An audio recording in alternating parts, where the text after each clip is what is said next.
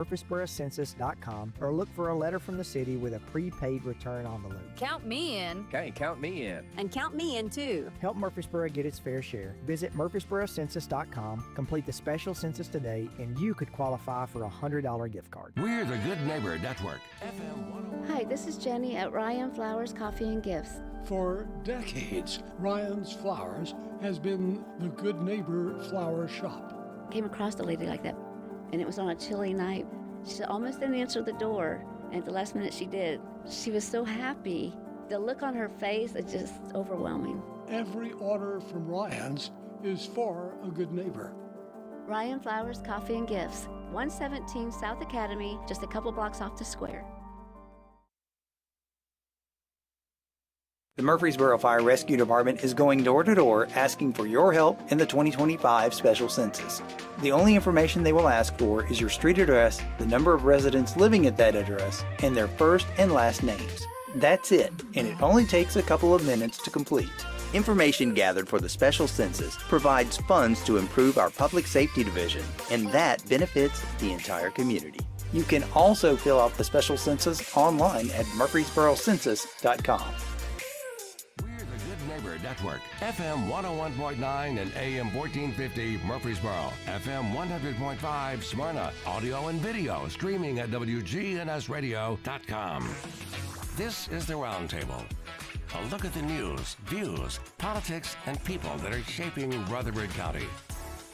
Welcome into WGNS and the Roundtable. I'm Andy Herzer, founder and executive director of First Shot. I welcome in Joel Bigelow of Endure Athletics. And Joel, it's just a pleasure. One, we met 10 years ago through Mike Bivens. I'll never forget the day. And, both of us had laid on our hearts by God to do something in our community for children.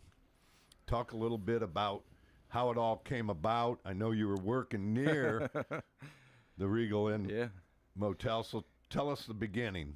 Yeah, for sure. First of all, of course, thank you for having me on today. But yeah, so 10 years ago, really it started a little bit earlier than that God just started working on my heart as far as kind of what did I want to do, with my life, if you will, and having a meaning, having an impact on what that looked like. So I was working at Steel Technologies, which is the old MyTech Steel. I was there for 13 years. And kind of throughout that time, I was able to see the children that were literally playing out on South Church Street. That little strip of grass was their field. And again, just throughout the years, seeing what that looked like, knowing the kind of environment that goes on over there. And there was another nonprofit organization, Last Call for Grace, Candy Carter, who was the ED at the time, were there.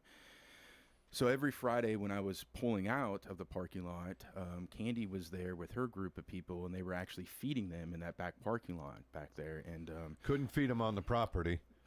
Right? That is correct. It's amazing the hurdles that a lot of nonprofits have to go through. That is absolutely correct. So through that, it was just amazing how many kids, right, that you seen just running around in that parking lot and running around in, as we know, is that unsafe environment back there. And then 10 years ago, it just weighed on my heart. Me and my wife, we decided to make the step, and I quit my job, and I started a nonprofit. And at the time, I had no idea even what a nonprofit meant or how any of this was going to pan out. And here we sit today. So let's talk about how you, again, at the beginning, you started with serving these children. How? Yeah, so I think first for us was kind of understanding our mission, right? Like, what if we're going to do this, what is our mission? Who's the kids that we want to serve? And so I got with the Rutherford County Schools Atlas Director to learn more about what are these kids living in these hotels? What is going on here, right? So, and again, they're McKinney-Vento kids is what they're called, and they're homeless children and youth. And I think at that time there was probably about 1,000 of those, and that was hold just it. About 1,000. Yes. And I don't think people see They don't. The daunting number Yes. that's in our county, and it's now swelled to it's over over 2,000. Absolutely. So kind of through that was our target population, right? Like these are the kids that we felt needed us the most, right? So what we did is we started out with a Saturday program. We started out with a Saturday morning program that Steel Tech had a beautiful softball field that we were able to use with a pavilion. And we did a breakfast, and I think our first day we had about 8 kids that showed up. And we just did different sports, football, and all these different things, and just really started engaging with them, again, literally in their backyard.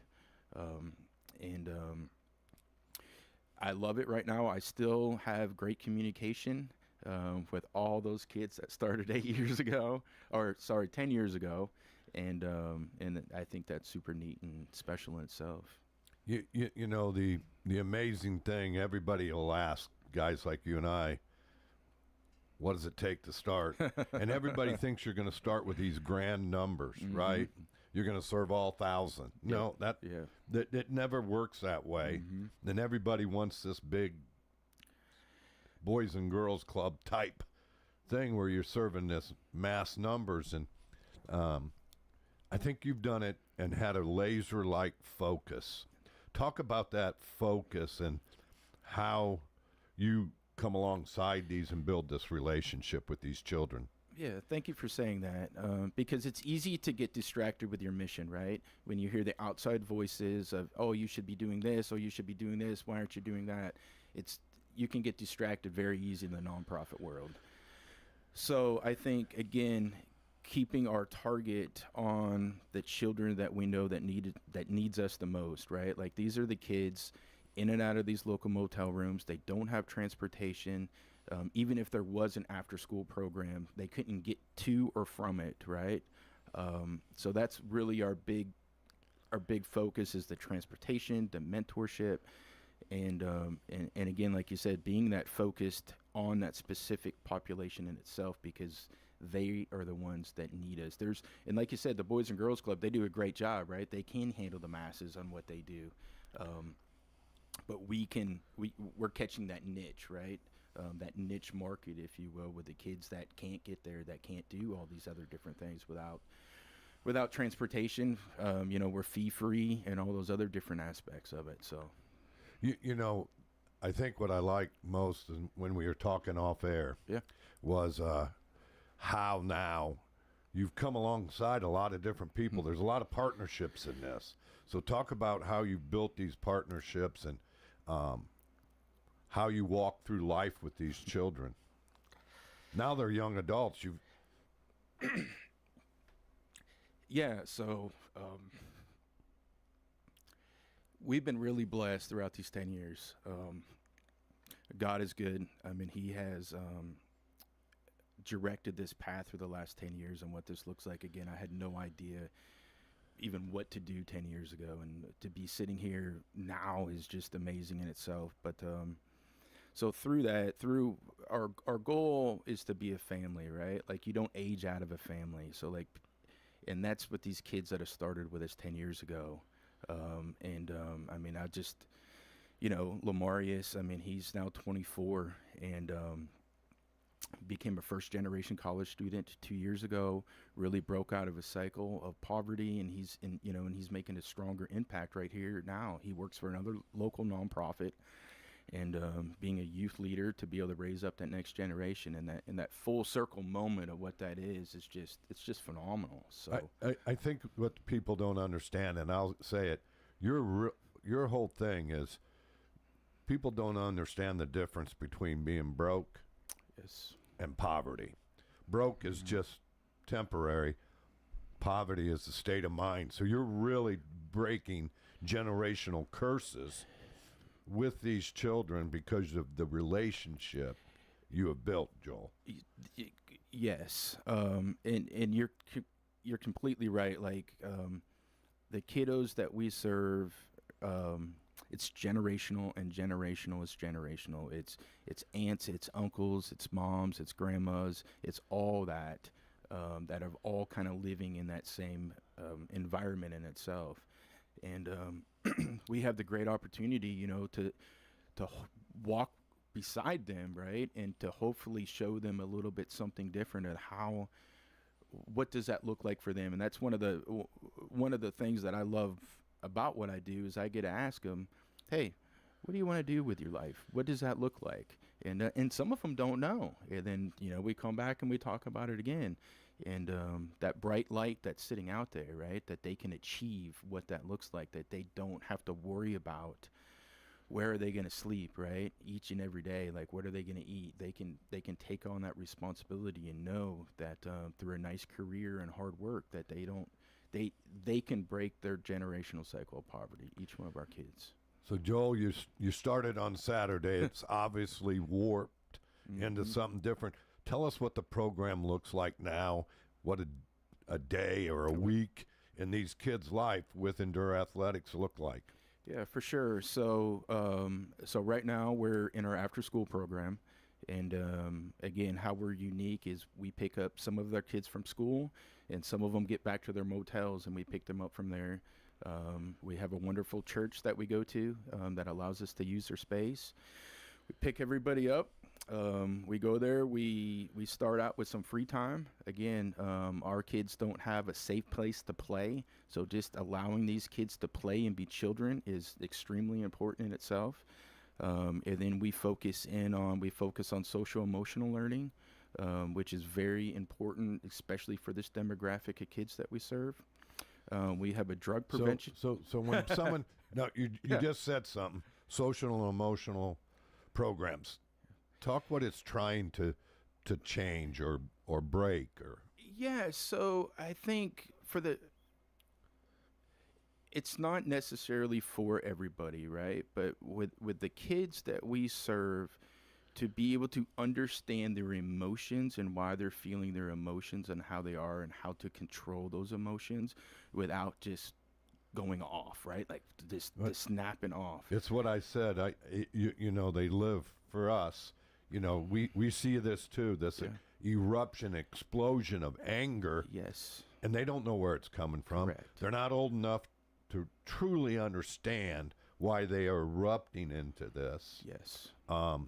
So they live in a chaotic life. Let's just, absolutely. For everybody to say you're living in a hotel or a car or whatever, it's a chaotic life. It's a chaotic life. And so you're breaking that cycle. Yeah, and it's so important. And I think it's called Second Step After School is what we use, and it's all peer reviewed. So we're using, you know, good curriculum and what we have as far as that goes. And again, drug prevention, that's something new that we implemented last year. You know, with the opioid crisis that we have going around in our nation and our community in itself, those have been really, really good, impactful things that we've added and grow when you're talking about growth of our programs. And then we also do a reading program as well. And through you know, the iPad, another program that it shows us where they're at, where they need to be at, and their growth and what that is. So just a little bit of outside help, if you will, as far as that goes. And then again, sport obviously is a foundation about what we do. We want all of our kids to have the opportunity, just like any other kid in this community, to be able to go out for any sport that they want to. We proudly support their fees. It's not, sports in this community is not cheap. Unbelievably expensive. It is. To play football, I hear it's like $2,500 now. It's crazy. Just for the equipment. Yeah. So through that, you know, we have a bunch of kiddos that are able to do track and field, band, a lot of these extracurricular activities that most of them wouldn't have without the support, you know, that we have for them. So when you look at all of this, and you said something off air, and I think it's important to get, the after-school care program's good. Yes. But the most important link is the 9 weeks of summer. Yes. Talk about what your summer program looks like. And if you're listening, if you want to help, you know, you can go to endureathletics.org and click on and see how you can support this summer program. Absolutely. So yes, for me, I do feel that our summer program is the most important program. Our kiddos they're so transit as well, right? So they're not just staying in this one motel. They may be in this one motel for tonight, move to a different one tomorrow. And they're just, again, transit is really the right word for them. Most of them, again, these motels are not safe places. They're nowhere that you're going to drop off your own children at and say, hey, I'll pick you up tomorrow. So being able to provide them an opportunity each and every day in the summer to do something constructive and productive, if that's going to SportsCom, if that's going to the zoo, if that's going to Lucky Lad Farm, they know that they're loved and cared for. They know that they have the transportation to and from, regardless on where they move to. We do a really good job. If they stay within Rutherford County, all they have to do is let us know where they're at, and we do our best to continue to keep them involved in our programs. Food each and every day. We do breakfast and lunch, of course. And again, we just try to allow these kids to be kids in the summertime. And again, we still do kind of our things, right? We'll still have our reading program in there, you know, that we can help with that summer slide. We'll still do our drug prevention stuff. But, you know, again, I think sometimes we take for granted what is just having a safe environment is, right? And to be able to provide that safe environment for these kids is critical. Again, for me, that's just, I think the best way to explain it is you expose them to kind of a norm world. Talk about how that works and how you see these kids go from this anger of outbursts to this productive young person. Yeah, so one, I think it's critical. I think a few things with that. I think one, it takes them a while to remove their armor and trust us.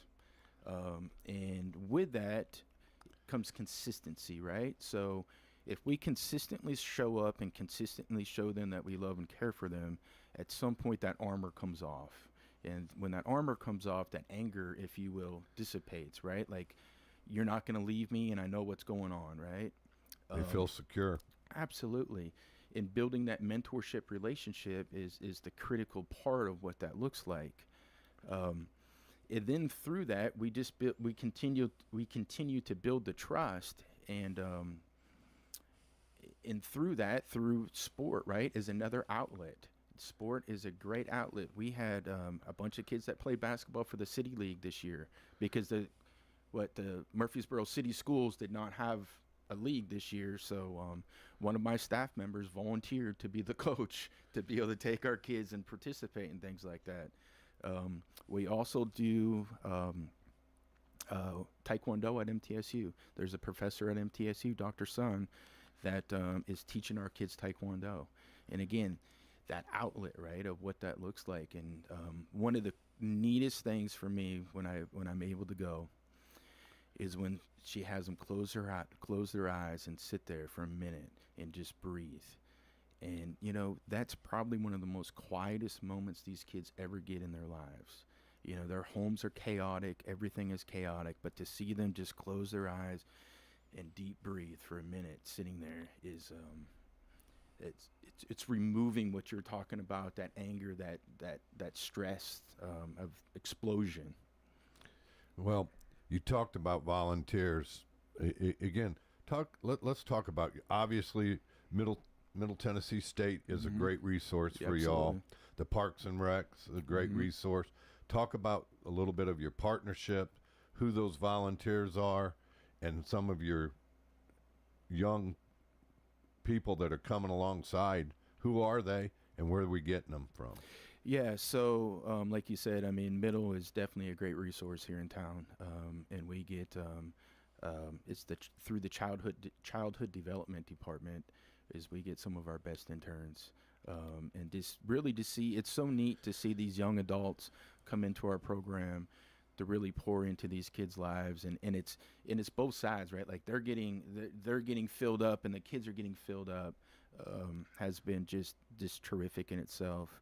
But we're really also blessed with a lot of different churches. We have a lot of different church partners, and once a month we'll have small groups will host us, so we can go to different churches and just do a little something different and kind of like a mini VBS, if you will, at different churches throughout the month, which is great. So if anybody wants to get involved in their small groups or something like that, just reach out to me, and we'll see how it goes.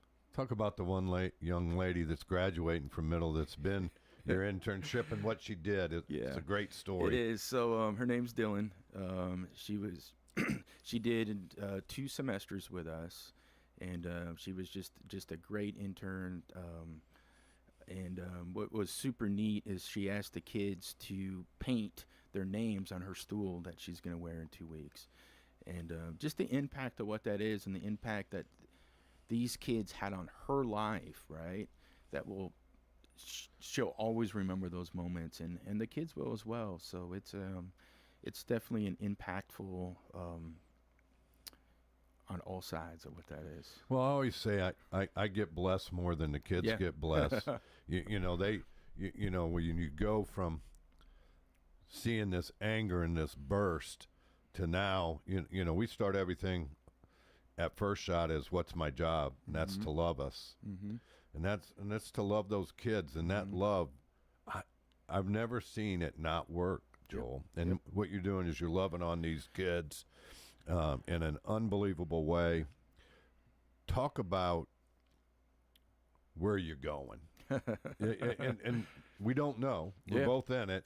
I'm a lot older than you, and I'm looking for that successor, right? Mm-hmm. So that it will have a legacy to go forward. So how do you get there? So I've been in this 10 years. And like you said, it's had that meaning and impact on my life as well, on my children's life. I have 4 biological daughters, and we're a legal guardian to a young man that just turned 16 the other day, and he's been with us for 3 years, and he came through our program. So kind of, as you're saying, is what's next, I'm also looking for that as well. I don't know exactly what is next. I know the impact that we have and that we currently have, and I think change is good sometimes. I think like you're talking about like a succession plan and what that looks like. I don't really know what that looks like for me quite yet. But I do know that there will become a time to be able to pass the torch off, and excuse me. And when that does, I just want that next human to build that next floor, right? To take the foundation of what this is and build that next floor and continue the mission of enriching the lives of the homeless children and youth in our community. And I don't know. It's an interesting time for me. I'm wrestling, if you will. I'm wrestling with, what does this look like? What does it look like for me? And is it time? I do know this, that God will provide those answers for us. But looking at it, you have 2 running track. Yes, I do. Talk about those 2 young men, and talk about how one of the throwers touched your life in a different way. I don't mean you to cry, but I get why you are crying, because your heart's full. Yeah, it is. So one of our young men, he is an 8th grader, and he started in our program in December, and I got to meet him at our Christmas party. I was just started a conversation with him. I was like, "Hey, man, you need to go out for track and field." I'm going to interject. Yeah. He has a Christmas party. It needs fun. Yeah. I'm not ashamed to ask. All right, after 22 years in a nonprofit, here's another opportunity that if you want to help children at Christmas that are homeless, that are in a hotel, that's being transient all over our county, you can go to EndurAthletics.com. Yeah. But yeah, so at our Christmas party, I got an opportunity to meet him, and we just started talking, and I told him he should go out for track and field. I said, you look like you'd be a great thrower. He's never done sport. He's never done anything like that. He said... Let's talk why, though. You know, the real why is... No opportunity. There's no consistency in their life. There's no consistency. Who's going to pay the $125 fee? How's he going to get home from practice? The list can go on and on and on and on and on. So yeah, just not having that opportunity. But he did it, and we supported the fees. We got his uniforms. I take him home every day. But what's so interesting is he started out as a thrower, and each week he has progressed, and he's got a personal record each and every week. In watching this young man who grew up part of his life in the Salvation Army, and to see him out here throwing with a lot of our different private schools that have no idea, you know, there's just a difference of kids, right? Like this kid that was in Salvation beautiful Army. about athletics. Yes, we're all, and my man, he was teaching somebody else how to throw and to give guidance to one of our private school kids.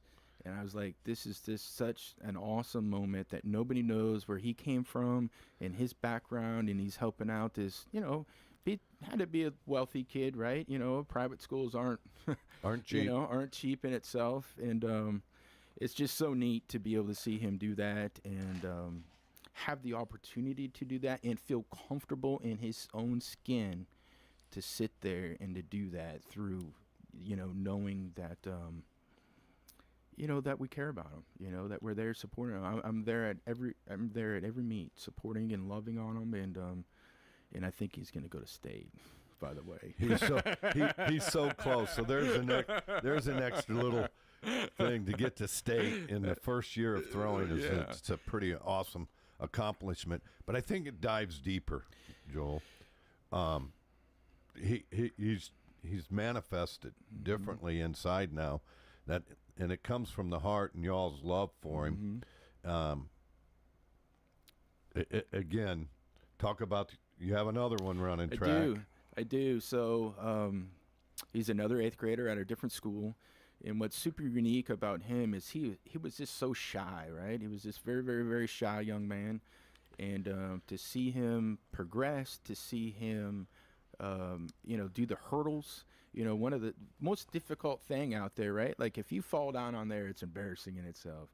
But seeing him pull himself together to say, I'm going to do this and compete with this, is just amazing. And again, he's very transit himself. I mean, he's been in and out of multiple motels, multiple this, multiple that, and he's doing it, and he's pushing through. Love him. Well, we're going to take our first break and be right back with Joe Bigelow, Executive Director of Endure Athletics. The Murfreesboro Fire Rescue Department is going door to door asking for your help in the 2025 special census. The only information they will ask for is your street address, the number of residents living at that address, and their first and last names. That's it, and it only takes a couple of minutes to complete. Information gathered for the special census provides funds to improve our public safety division, and that benefits the entire community. You can also fill out the special census online at murfreesborocensus.com.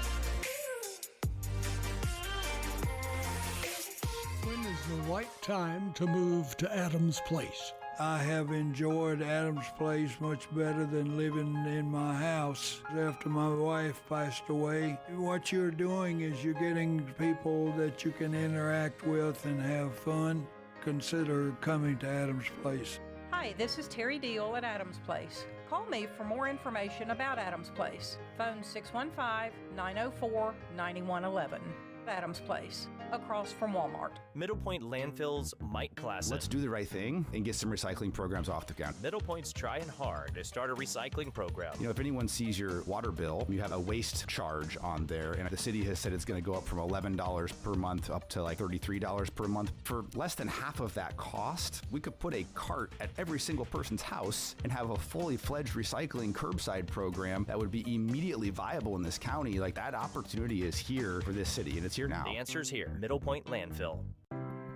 Ascension St. Thomas Heart is the leader in Middle Tennessee for heart care, providing the most advanced options, including heart surgery and transplants.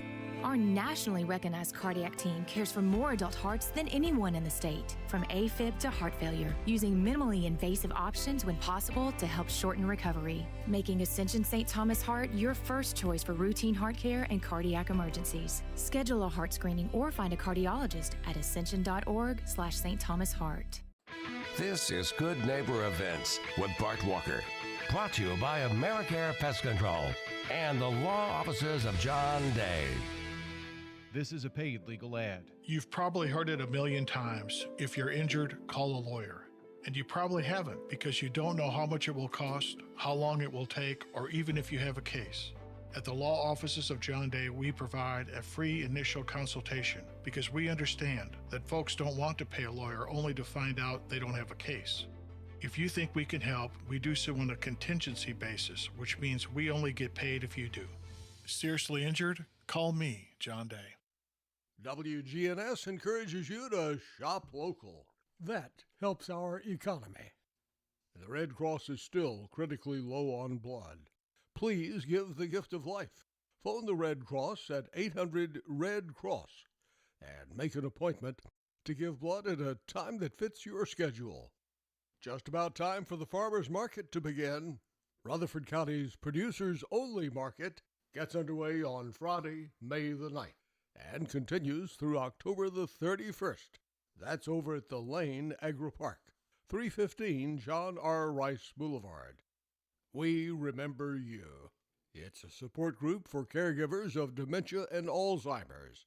And We Remember You meets on the second Tuesday afternoons of each month at 4 o'clock over at the Villages of Murfreesboro. And again, this is for the caregivers of persons with Alzheimer's and dementia. The Middle Tennessee American Muscle Car Show is coming up Saturday, May the 10th at the VA Hospital, and the show benefits veterans. Oh, and the Heart Walk is May the 17th at Gateway Island. Those are WGNS Good Neighbor events. Rutherford weather. Scattered showers and storms likely for this afternoon, highs in the mid-70s. Lingering chance for a shower or storm, especially early on tonight, with a low of 58. I'm meteorologist Michael Caron, News Radio WGNS. Right now, it's 66. Middle Tennessee Electric is proud to bring you the 24th Annual Earth Day celebration Saturday, April 26, 10 to 2 on the Square. Check out local and organic products, live music, and more. Free fun for the whole family, April 26th. Find out more information at rcearthday.com. This is the Roundtable from News Radio WGNS on FM 101.9 and AM 1450 Murfreesboro, FM 100.5 Smyrna. Listen and watch at wgnsradio.com. Welcome back into the Roundtable, WGNS. I'm Andy Herzer on this rainy Monday morning. Excuse me. Again, this is time for my shameless plug. I want to just shout out to this community a thank you. I have a grateful heart. We have sold out both our dinner with Dr. J this coming Sunday, and we've sold out the Jimmy Allen Golf Scramble. I want to thank all the sponsors, especially Venture Express and also MTI. Unbelievable outpouring in this community, and again, I'm grateful, and man, we just benefit from being in a great county. Joel, let's talk about how you fund. I mean, what you do is what we do is not easy. So talk about some of the opportunities to sponsor. How do you fund indoor athletics? Sure, like you said, I mean, we really live in a wonderful community. I mean, our community supports us, second to none. But we're strictly based on donations. I mean, we're a 100% donation-based organization. We do receive some different grants, mostly local grants, right, here locally. But really one of our biggest things is to like sponsor a child, right? And what we call that is our Champion Club members, which is our monthly givers. And just building what that looks like to be able to, that kind of stabilizes our finances, but you know what comes in each month instead of just, you know, random things back and forth as that goes. But that's really it.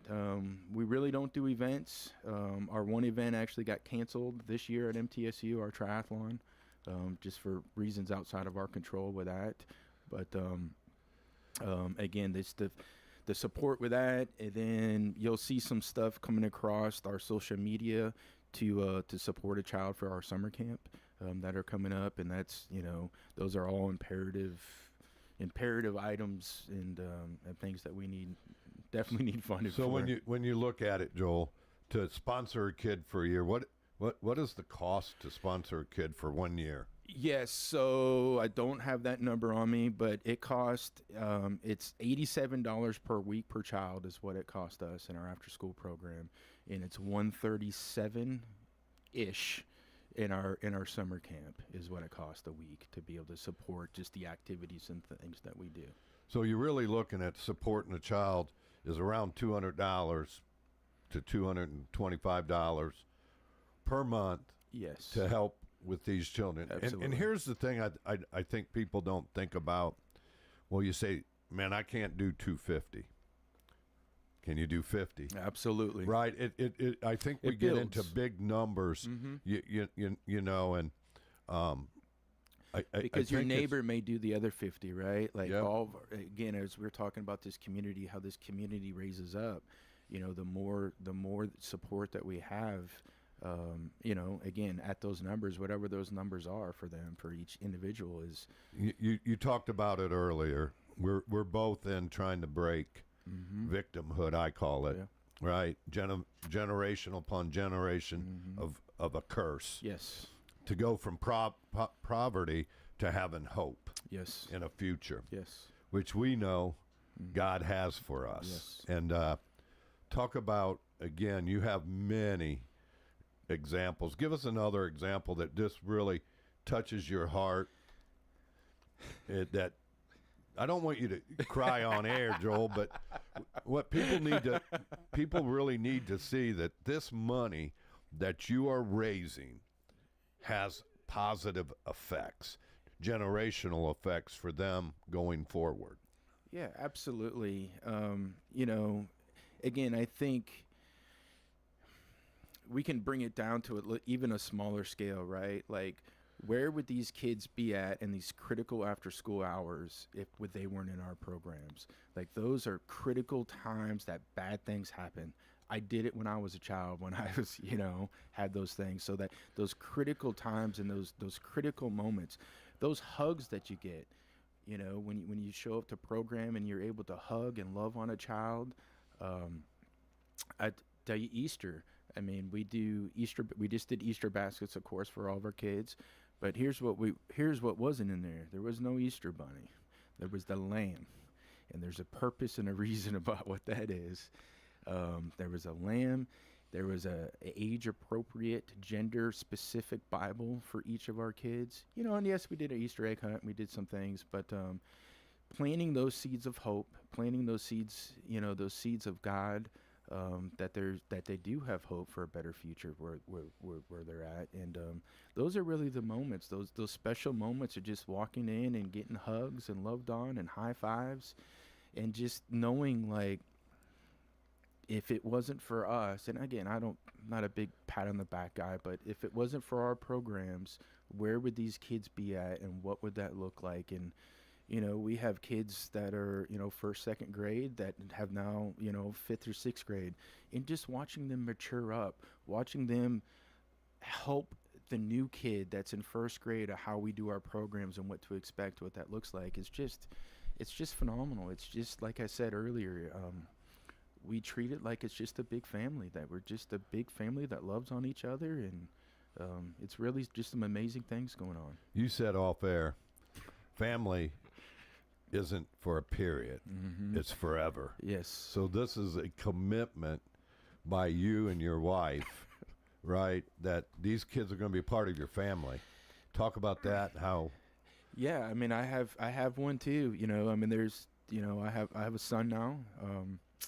You know, that came up through our program, and probably known him, I guess, now for about 8 years, and he's moved in with us 3 years ago. I have a great relationship with, again, the kids that started with us. You know, at the beginning of it, a few of them work for us part-time right now. And again, you don't age out of a family, and we continue to have lunch together. We continue to talk futures together, and we just continue to move them forward, just like me, right? I still have mentors. I'm 46, and I still have a mentor that I can talk to and say, hey, what's going on with this life? So I think that's different, and I think it's unique. You know, and we try to have the older kids over our house, and, you know, those different things from time to time, and just continue to show them how much we love and care for them. And again, like I think you said earlier too, like it fills us up, you know, just as much as it fills them up. Yep. I'm in it 22 years. All right. Now we're having second generation of kids coming back into the program because their parents or parents want them in it. And I think you're going to find that out for you as you get into your 20 years of doing this.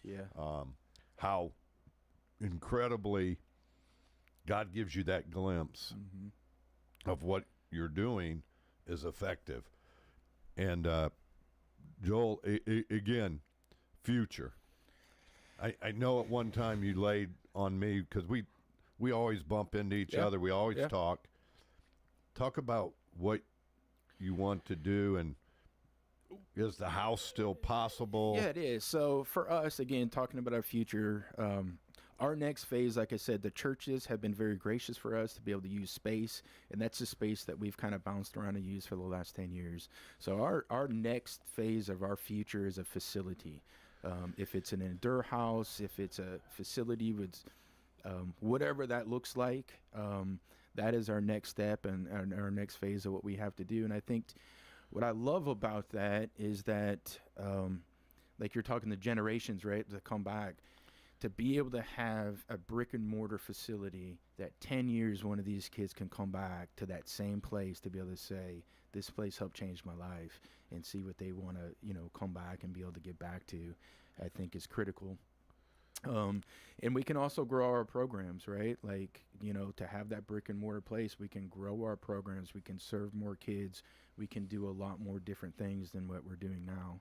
And it's going to come. It's just you know, things are in phases, you know, how things fade and phase, and continue to get the support of the community and what that looks like. We did own property a year ago, and it just wasn't the right piece of property, so we sold that. So we're in the mix. We've worked with architects and other different things, so it will come. I just don't know when, but we know he knows. Yep, and his timing. I look at your volunteers. You and it touched me, and it reminded me. When I early started this, I went to Barbara Scales, who was the principal then at Bradley. Okay.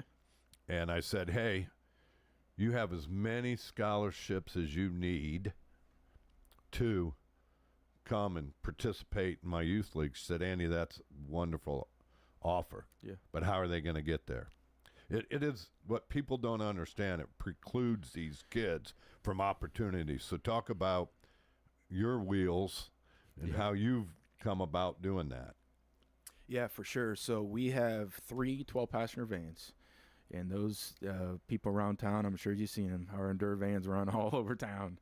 And but yeah, I think again that's the critical part about what we do is our transportation and be able to provide those access to what they look like. And again, how transit they are. They may move in with somebody just for like a week, but if we can continue that relationship and pick them up from a different location until they're back at this other location, that consistency is critical, because there's so many of them that are like, oh, we're moving, you know, am I not going to be able to come to Endure anymore, and all these things. You know, this has become a part of them as well. So that transportation piece is absolutely critical. So yeah, it's again, without it, we don't have a program. You know, it's amazing because when I look at all of that, the transportation is such a physical and just financial. Yes. I mean, to have a van, to keep it running, keep it insured, keep gas in it. You One know, of our highest expenses, for sure. That is for sure. You know, and so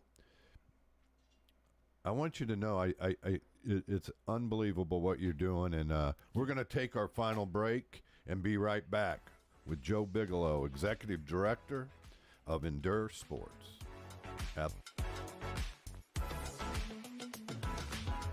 The Murfreesboro Fire Rescue Department is going door to door asking for your help in the 2025 special census. The only information they will ask for is your street address, the number of residents living at that address, and their first and last names. That's it, and it only takes a couple of minutes to complete. Information gathered for the special census provides funds to improve our public safety division, and that benefits the entire community. You can also fill out the special census online at murfreesborocensus.com.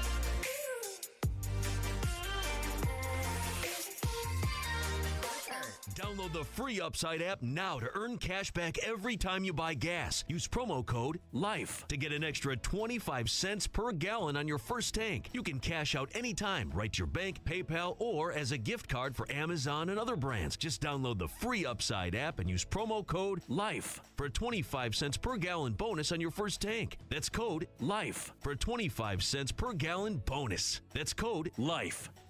This is Kim Dunaway from Sunshine Nutrition Center. You hear me on Monday mornings at 7:20 talking about how to lead a healthier lifestyle. We carry supplements, personal care, and grocery items at both our Murfreesboro and Smyrna locations, family owned and operated since 1989. This is Chip Walters, and I'm honored to be your 2024 MTAR Realtor of the Year. I'm with Exit Realty Bob Lamb & Associates, and like many of you, I've seen the real estate market shift and change. People often ask, Chip, what's really going on? Well, that's a great question, and I believe in answering with solid, factual data. So let's cut through some of the noise. I invite you to reach out. Let's have a conversation about your real estate goals and the current market trends in your neighborhood. You can find all my contact information at choosechip.net. This is Pastor Nikki Ajapong, the lead pastor of Holy Hill Chapel in Murfreesboro. Here are sermons on WGNS every Sunday night at 7:30. Everyday life, never take it for granted. Visit Holy Hill Chapel, tn.org to hear our podcast. It's a blessing. Insurance should be simple, not complicated. That's why at Rayburn Insurance, Agent Rick Hull cuts through the jargon and helps you understand your options clearly. He's committed to finding the right coverage that fits your unique needs and budget. Their team has been a trusted partner in the community since 1973. Ready to make insurance easy? Get with Rick Hall at Rayburn Insurance Agency. He's ready to help you get the protection you deserve. This is the Roundtable from News Radio WGNS on FM 101.9 and AM 1450 Murfreesboro, FM 100.5 Smyrna. Listen and watch at wgnsradio.com. Welcome back in to WGNS and the Roundtable. I'm Andy Herzer, founder and executive director of First Shot, here with founder and executive director Joe Bigelow from Endure Athletics. Joe, to finish this up, we got a few minutes. Sure. Tell us what's important coming down the stretch here for you. We're getting ready to go into summer. We are. So how can we help as a community? So, like I was saying earlier, of course, our summer program is one of the most important programs. So, community support, guys, is really what we need. We need you guys to come through for us. Click our website, click the donate button, and help support some of these kids that can. Again, being a fee-free program, right? Like everything that we do is 100% donation based, and we want to be able to give these kids one of the best summers that they can have. And again, we just do normal stuff that any child or any other child should be able to do and enjoy. The transportation, as you were saying, the transportation cost, keeping the vans running, keeping the kids fed, all those things, all those costs add up. So support with that would just be absolutely tremendous. So you serve about 65 kids a week. Yes. And I want people to understand that number for 9 weeks is huge expense. So I want to break it down. Sure. So someone wants to sponsor you guys to go to the zoo. Yes. Approximately, to take those 65 kids, what does it cost to go to the zoo? So I don't know that specific cost off the top of my head, but I know that here's what some people assume, that because you're a nonprofit, you don't have to pay a fee to be able to enter into different places. They assume that, oh, it's a nonprofit, I'm sure that they just let them in there. That is not the case. Yes, we try to work with and let them know, and we do our tax and different things with all those things. But if people have specific, I don't have it on me, but I do in my spreadsheet, I do have all those costs broken down because we've already planned out what our summer looks like. But yeah, somebody can reach out to me at jbigelow@indoorathletics.org. But again, I think our average cost is that let's call it $150 a week per child in our summer camp is what. Does that include that trip to the zoo? It does. So including in that is kind of our all-encompass number, is about $150 per child. Well, again, the daunting task that nonprofits have, yes. and again, is raising money. Mm-hmm. We're going to talk off air. I have an idea for the zoo to take it out of your weekly cost. Right. All right. And there's another place downtown that's like our Discovery Center over here, downtown Nashville, that we could get them out, get them to it. Yep. There's a gentleman that's approached me that wants, and he'll let us in free. Okay. So very good. that's we like those. And I think those are important things. We talk about it. We provide our children with a lot of opportunities, not just sports, yes, not just the band, but other opportunities as well to go and to have a camp experience, to go and do different things. Yeah. And it's what we do as parents. And that's what you're doing. You're filling in that gap. Yes. So again, talk about again the gap that you're filling in. It's just to me so critical. Yeah, it is. So when we're talking about like the parents or the moms or the grandmas that are raising the children that we serve, look, they're doing the best they can. They are in survival mode. They're going to work, and they're doing everything they can just to keep that little bit of roof over their head. And if we can come in as Endure Athletics and to be able to say, hey, we can help you with your child. We can do give your child these other different opportunities to be able to fill that gap. These single moms, these grandmas, they're so appreciative of us, like, to help them provide the opportunities that they're not able to provide for their children. They are so gracious and so thankful for us to help them fill those gaps and to do those other different things with their kids and to have their kids have that experience. So it's very, very, very impactful. I mean, some of these parents are working 2 and 3 jobs. Yeah. People think that they're not trying. Most of them are doing the best they can do, and we love on them, and they are. But we do want to have honest conversations with some of the older kids to be able to say, hey, your mom's working really hard, which is great, but how can you help her when you get older? You can go to college, you can get a good career, you can do those things that you can keep a roof over your head, and then you can also help your mom out because, to give back to mom, that she's doing everything that she can for you. So yeah. Again, I think when you hear Endure Athletics, you think it's just sports, and that's why I dropped off of mine, first shot basketball, because you're just doing this basketball thing. We're living life with these kids. Yeah. So it's very interesting. So probably 5 or 6 years ago, me and my board, we went back and forth on keeping athletics, not athletics, what that is. The reason why we've kept it is that the kids realize it's more of a club. right? Like it's a club. It's Endure Athletics as a after-school program club piece of it. But yeah, I mean, our mission is a lot deeper than that. You know, our mission is, you know, Christ-centered mentorship, educational support, all those other different pieces of what all that is. But yeah, it's interesting. I didn't know that about you, that you dropped that off. But like I said, we've gone back and forth with it 1,000 times on what it looks like. Well, you know, because it does confuse. It confuses people because does. You know, just like you, we're doing a STEM program. We're doing other things. We're taking kids to ropes courses out at.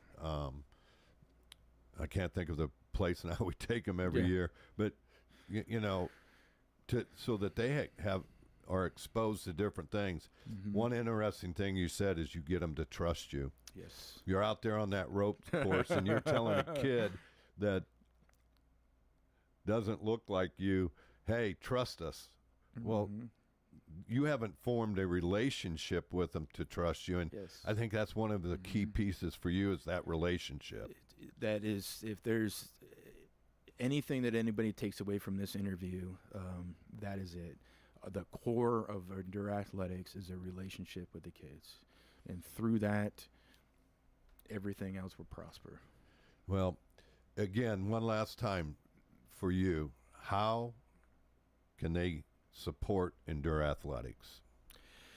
Yes. So go to endureathletics.org, click that donate button, and support us. Whatever you feel that you're able to give, to be able to support. Again, I think like you, it's very unique. We're local.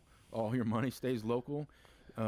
Everything stays local right here, and you know, just try to get behind on changing the next generation.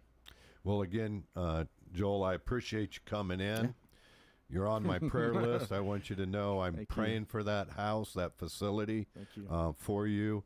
And again, go to endureathletics.com, help out a local organization. And again, I appreciate you coming in. Thank you, Andy. I appreciate you.